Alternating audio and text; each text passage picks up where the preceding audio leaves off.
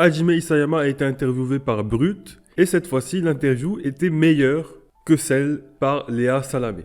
Alors, en 7 minutes, donc plus courte que l'interview de Léa Salamé, Hajime Isayama a fourni des réponses plus travaillées, plus développées aux questions, moins brèves. Est-ce à cause de l'interlocutrice ou l'interlocuteur qui est différent? Est-ce à cause de la tournure des questions? Je pense que c'est pas mal dû au fait que les questions sont, à part une au début qui reprend cette fameuse façon de poser des questions des journalistes ultra longues. Oui, monsieur, vous dites ça, nanana, truc, mais est-ce que vraiment vous nanana ou plutôt nanana? Voilà, mis à part ça, les questions étaient quand même plus courtes. Et Léa Salamé en faisait un peu trop, c'est ce que je lui reprochais. J'avais l'impression qu'elle voulait nous montrer qu'elle avait travaillé son sujet, ou alors c'est son équipe qui a fait les questions, qui a mis les questions telles quelles, très longues, mais en tout cas ça ne colle pas. Les questions aussi longues, c'était mieux vaut les questions un peu plus courtes, moins fermées. Et là, dans Brut, eh bien les questions étaient plus courtes, et on avait moins de questions qui reviennent sur des choses qu'on sait déjà. Par exemple, Léa Salamé est revenue sur l'anecdote du titan, entre guillemets, dans le bar, l'humain qui déambulait comme ça, qui lui fait penser au titan, ce genre d'anecdote qu'on sait déjà, où Léa Salamé a rappelé le nombre de lecteurs à travers le monde, qu'elle a dit plusieurs fois que SNK est un grand succès, le grand final, etc.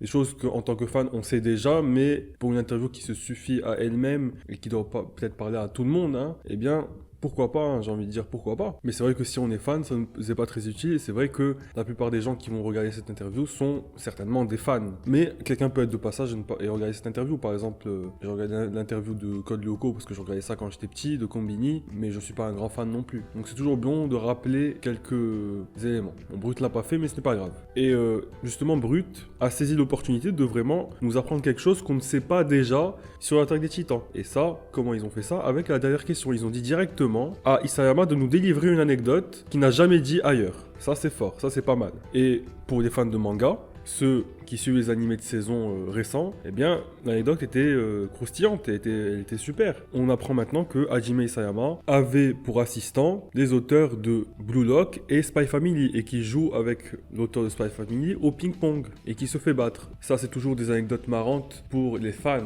de l'œuvre qui aiment le mangaka pour son travail. Ben, c'est toujours intéressant. Après, il y en a qui sont plus tout public, on va dire, enfin, qui font partie du grand public. Ça ne va pas les intéresser forcément. Mais moi, ça m'intéresse, et surtout quand on a vu Blue Lock et Spy Family, ben, ça nous intéresse d'autant plus. Aussi, il y avait la question qui concerne la différence de traitement des mangas entre le Japon et l'étranger, particulièrement la France, qui était très intéressante. Et cette vision vraiment de Isayama qui ne se voit pas comme un artiste, qui est perçu comme un artiste à l'étranger, mais on voit qu'au Japon, c'est vraiment une vraie industrie, l'industrie des mangas. C'est vraiment un produit commercial. Et au Japon, c'est plus perçu comme un produit, visiblement un produit de consommation, de divertissement peut-être, avant tout qu'une forme d'art. Et ça, c'est intéressant, c'est peut-être dû à la différence culturelle ou simplement, quand on est extérieur, quand on a moins d'éléments pour comprendre ce qui se passe en interne, eh bien, on voit ça comme de l'art. Alors que eux, peut-être que, particulièrement Hajime Isayama, qui est un mangaka, c'est quel manga marche, quel manga ne marche pas, qu'est-ce qu'il doit faire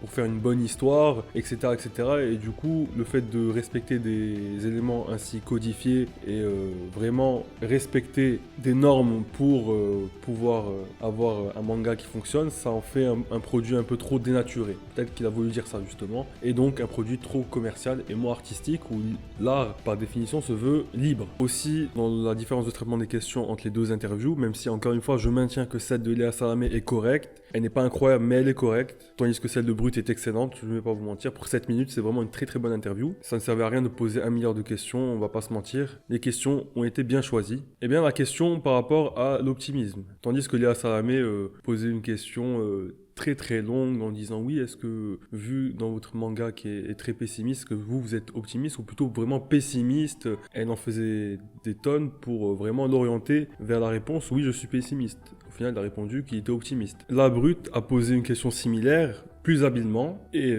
tout simplement une question qui appelle une réponse plus pertinente, plus intéressante. Là où Léa Salamé a posé une question qui pouvait être répondue par oui, je suis pessimiste et qui appelait pas beaucoup de développement, surtout que la question était très longue. Là, Brut a souligné le pessimisme qu'il y a dans l'œuvre, dans l'attaque des Titans, a rebondi en demandant qu'est-ce qui vous fait peur, voilà, dans notre monde, qu'est-ce qui vous fait peur. Et là, on a une réponse très intéressante de Isayama qui parle de l'éphémérité des choses. Tout est éphémère. Notamment, il donne l'exemple de l'argent. Donc voilà, ça c'était bien mieux. Voilà, c'était mon avis rapide sur l'interview. Sur ce, Diana.